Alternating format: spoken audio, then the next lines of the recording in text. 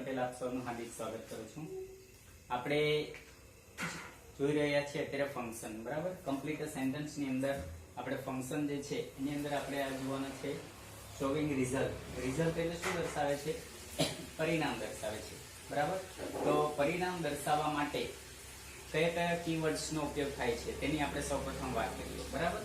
તો પરિણામ દર્શાવવા માટે એક તો છે સો અને ધેરફોર, બરાબર। સો અને ધેરફોર એ બંનેનો મીનિંગ એક જ થશે, તેથી, બરાબર। એટલે આપણે સો પણ યુઝ કરી શકીએ અને ધેરફોર પણ યુઝ કરી શકીએ।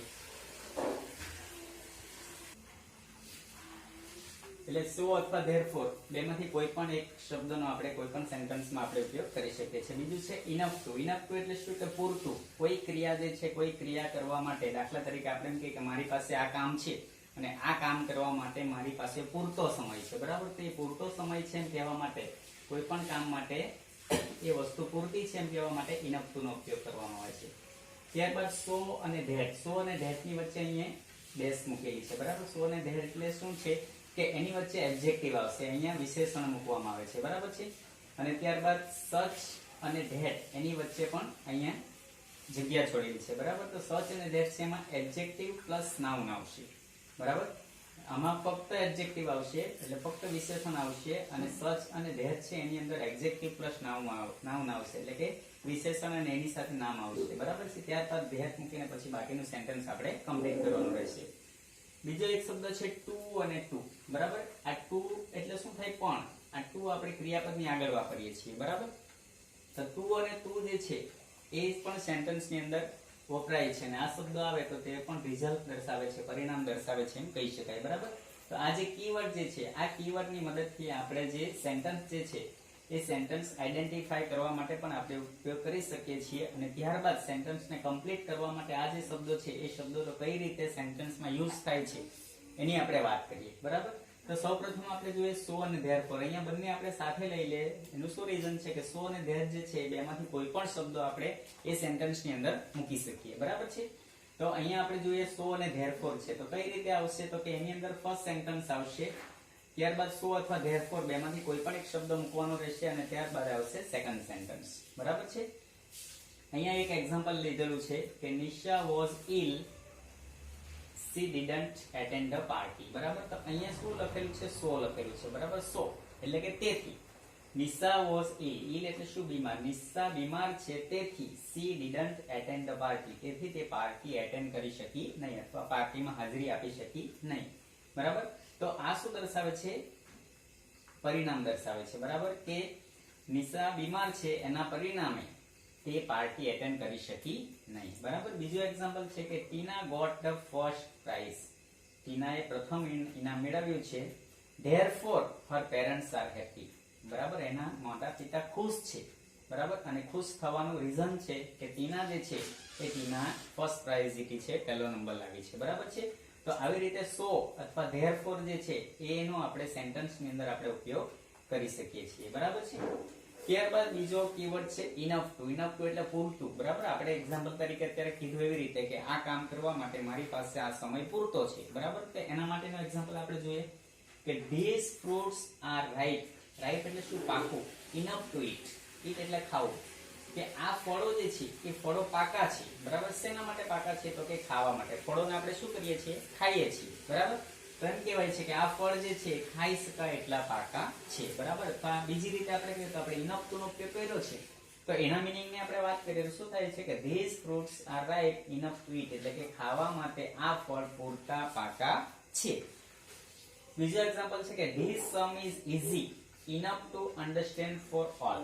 for all એટલે બધા માટે, understand એટલે સમજવું, કે this sum, sum એટલે દાખલા તરીકે આપણે કોઈ એક્ઝામ્પલ લખીએ, કોઈ sum દાખલો છે, કેવો છે? ઈઝી છે, બરાબર। ઈઝી છે એટલે enough to પૂરતો, understand for all કે આ દાખલો એવો છે, એટલો સરળ છે કે ક્લાસની અંદરથી દરેક વિદ્યાર્થી એને અન્ડરસ્ટેન્ડ કરી શકે, એને સમજી શકે, એટલે એમ કીધું છે કે this sum is easy enough to understand for all, કે આ સમ જે છે એ બધા માટે સમજવો પૂરતો સહેલો છે।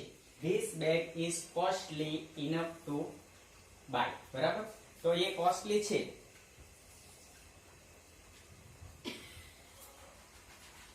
આની જગ્યાએ આપણે લઈ લઈએ ચીપ। ચીપ એટલે કે સસ્તું, બરાબર। તો શું છે કે this bag is cheap enough to buy. Cheap એટલે સસ્તું, કે આ બેગ જે છે એ ખરીદવા માટે કેવું છે, સસ્તું છે. એટલે પુઅર મેન હોય તો તે વ્યક્તિ પણ આ બેગને ખરીદી શકે છે, બરાબર. એટલા માટે કીધું છે કે this bag is cheap enough to buy, બરાબર. તો આવી રીતે આપણે આ જે ફંક્શન જે છે શોવિંગ રિઝલ્ટ શું દર્શાવે છે, પરિણામ દર્શાવે છે. અને પરિણામ દર્શાવવા માટેના જે કીવર્ડ છે સો છે, ધેરફોર છે, ઇનફ ટુ છે, સો ધેટ છે, સચ ધેટ છે અને ટુ અને ટુ છે, એનો આપણે સેન્ટેન્સમાં આવી રીતે આપણે ઉપયોગ કરી શકીએ, બરાબર.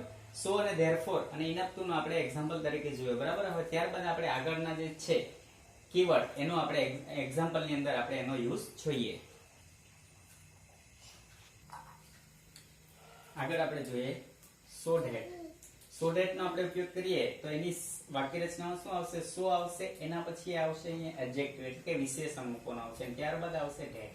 વિશેષણ એટલે કયું, તો કે વિશેષતા દર્શાવતો શબ્દો. દાખલા તરીકે ક્લેવર છે, ફેટ છે, થીન છે, બરાબર. આ બધા શબ્દો શું દર્શાવે છે, એડજેક્ટિવ દર્શાવે છે, બરાબર. એટલે શેમાં આવશે, વિશેષણમાં આવશે, બરાબર. ત્યારબાદનું જે સેન્ટેન્સ છે એમાં કેન અથવા કુડ નો આપણે ઉપયોગ કરી શકીએ. જો સેન્ટેન્સ જે છે એ વર્તમાન કાળમાં હોય તો આપણે કેન નો ઉપયોગ કરવાનો છે, અને જો ભૂતકાળમાં હોય તો આપણે કુડ નો ઉપયોગ કરી શકીએ, બરાબર છે.